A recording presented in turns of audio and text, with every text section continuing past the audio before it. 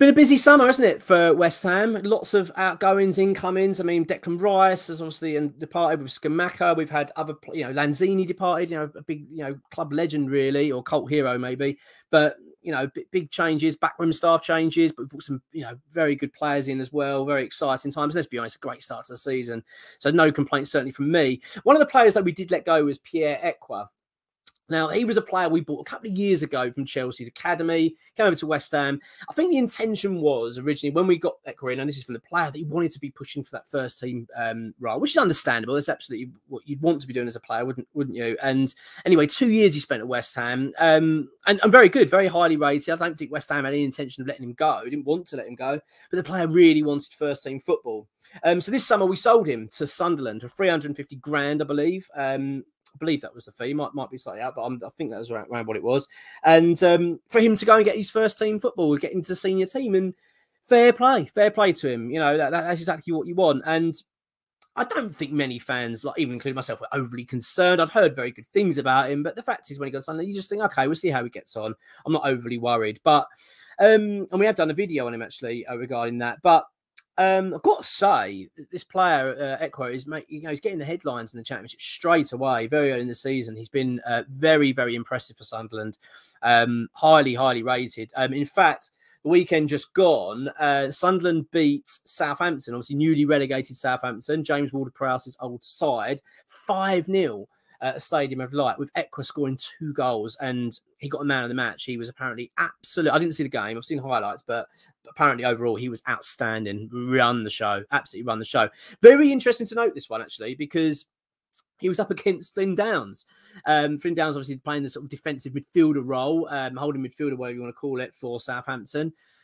Day to forget, obviously, for them. But yeah, Ekwah absolutely grabbed the headlines, and rightly so. And I've got to say, I like seeing things like that. I like seeing players grip hold of their career and going, do you know what, I want to go and play. I want to go and play football and do well. I think I remember, I did think that about, his career's sort of nosedived a little bit at the moment, but Jadon Sancho did that, didn't he? He was at Man City, couldn't get into the team, and then just went, no, do you know what, I want to go. I want to go and play football. And he went to Dortmund and become, one of their key players. And I always just admire that when players do that.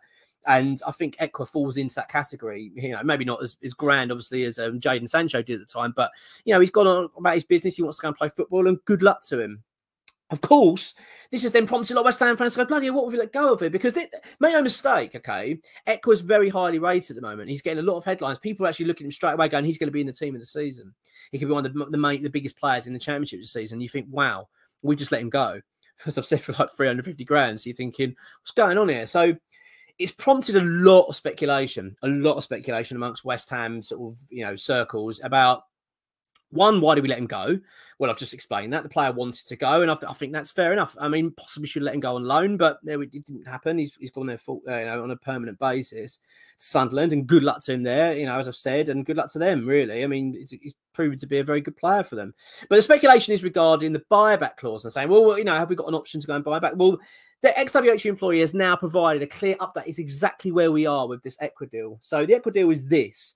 We sold him, as I've said, permanently to Sunderland, and the deal included a 35% sell-on clause. That is massive. That is a lot, isn't it? You consider if he goes for a considerable amount of money, even £10 million. I mean, £10 million, obviously I'm not saying it's a lot of money, but in terms of football, but in £10 million, £3.5 million back out of that. So it's a lot of money. So fair play. That's decent. It also includes appearance or bonuses that West Ham will get. So once he makes 20 senior appearances, we get a lump of money. I think the next 20, i.e. up to 40, get another lump, and so on and so on. So, yeah, I mean, that's decent. I think that's pretty good for West Ham, and they've managed to get that. But there is no buyback clause. There is no buyback clause for West Ham. So if West Ham want to go back in and get Ekwah back to West Ham United, they're going to have to battle it out with everybody else if he carries on this kind of path. Because, let's be honest, he started very well. Now, look, it could fizzle out. Who knows? But it certainly doesn't appear that way at the moment. He's apparently been very, very good for Sunderland. Yeah, a bit frustrating we didn't do that buyback clause. It seems a bit unwise, doesn't it, that we didn't allow for that. I mean, you consider what Manchester City do. They insist they have that on a lot of their, well, pretty much everyone they sell, especially their young players. They want buyback clauses. No doubt they'll probably put that in with Cole Palmer. I don't know for certain. I have to check that out. But you know what I mean? They do like to have that included. So it's an interesting one, this. Really interesting that we haven't done that. It feels like we've been a bit naive here. But as I've said, it's hard to be aggrieved, isn't it? Because at the end of the day, look, West Ham, we are where we want to consider ourselves. We want to be a team that's competing for Europe. We're going to be pushing for that top 4 area. You know, that's where we want to be as a football club. It's going to be very hard for certain players to get in. So we need to let players go and do what they want to do.